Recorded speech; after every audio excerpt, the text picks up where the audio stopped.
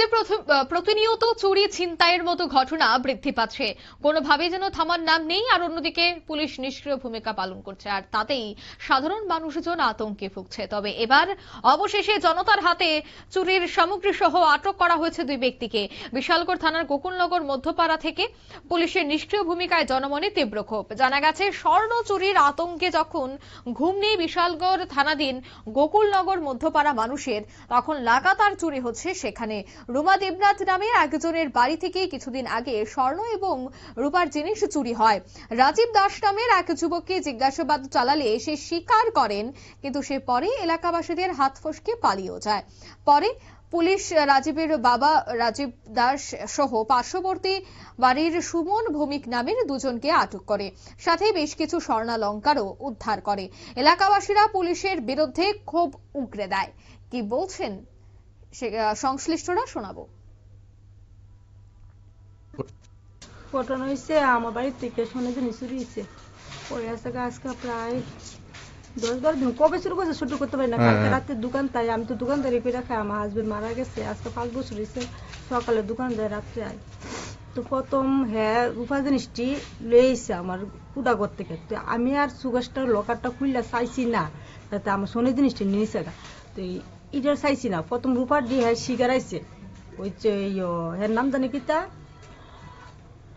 এই রান্না ফুলানো রাজীব নি রাজীব। হ্যাঁ কোন জায়গার বাড়ি কোন জায়গা? ওই তো এবারই তো মানে আপনার বাড়ির সাথে? হ্যাঁ আমার বাড়ি ওই দিকে। কি নাম এই জায়গাটার নাম কি? এই জায়গার নাম হইছে গোকুলনগর। হ্যাঁ মধ্যপাড়া। এখন আমরা দোষেন তারা নাকি? হ্যাঁ দোষী। পুলিশ আইসিনি? হ্যাঁ পুলিশ আইছে। কি নাম আপনার? আমার নাম হচ্ছে রুমা দেবনাথ। আমার সোনার জিনিস খুব জানপুরি জন্য সেন কানের কিভাবে নিচে কি মানে কিভাবে আপনার কাছে? দিনে বলে মনে চুরি করছে। আমার সুগাছে তালা খুললা সুন্দর করে জিনিসটি লিয়ে বসছে। তালা বলতে ভিতরে লকারের ভিতরে যে আরেকটা লকার আছে, এই লকারটা থেকে খুললা লিয়ে বসছে জিনিসটা। লকারটা ভাঙা লাগছে। তো আমি যে ঘরে দিনে রাত্রেবেলা চুরি না, ঘরে তালা ভাঙলে, ঘরের দরজা ভাঙলে সবই টের ফেলামলে। তো আমি তো আমার ঘরে তালাও ভাঙানা দরজা ভাঙানা কিচ্ছু না। এবার রূপার নিচে পরে আমার ছেলে ধরছে, রূপাটি পাইছে। হ্যাঁ যারা তো বোনের ফাও দিয়ে রাখছে, তারপর বাইর বউ ফাও দিয়ে রাখছে।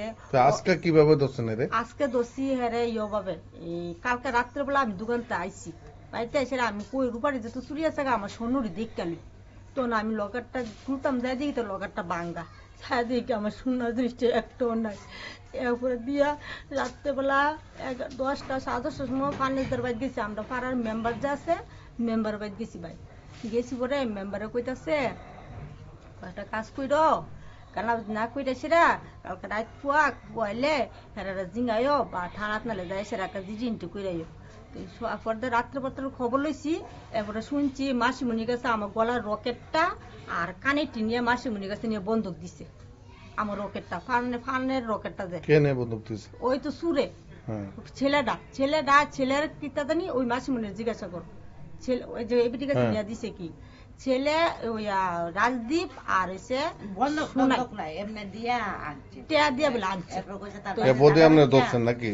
তখন আমি বুঝ জ্বালাইছি তা আমার জিনিস আরেকজনের কাছে লয়ে গেছে। হ্যাঁ রাখছে না জিনিসটা, হ্যাঁ রাখছে না। আমি এমনি খোঁজ খবর লইয়া থানাত গেছি আজকে 10:30টার সময়। যাইছে জিটিনটু করে আইসে পরে থানা তারা ওখানে আইসে। হ্যাঁ ফোন করছি, হ্যাঁ ফোন সুইচ অফ করে রাখছে। হ্যাঁ বাবারে কই, হ্যাঁ বাবা কয়টা শোনা দিন দিল পরে গুলো এসে দেখলো প্রমাণ দেয় বইতে কইতাছে বকস। হ্যাঁ বাবা তো একটু খাইতে ওখানে হের ফুলাডার আনাইব আমার জিনিসটি লাগবো। আপনারা শুনলেন বাড়ির মালিকের বক্তব্য। তিনি অভিযোগ করছেন যে তার বাড়ি থেকেই প্রথম রূপার জিনিস চুরি হয়, তারপরে সোনার জিনিস চুরি হয়। যদিও ইতিমধ্যেই সেই যুবককে গ্রেফতারও করা হয়েছে। তবে দেখার বিষয় যত স্বর্ণ বা যত জিনিস সেখান থেকে সে চুরি করেছিল সবকিছু জিনিস সে মহিলা আবার ফিরিয়ে পায় কিনা। নিয়ে নিচ্ছি ছোট্ট একটি বিজ্ঞাপন বিরতির সঙ্গে থাকুন।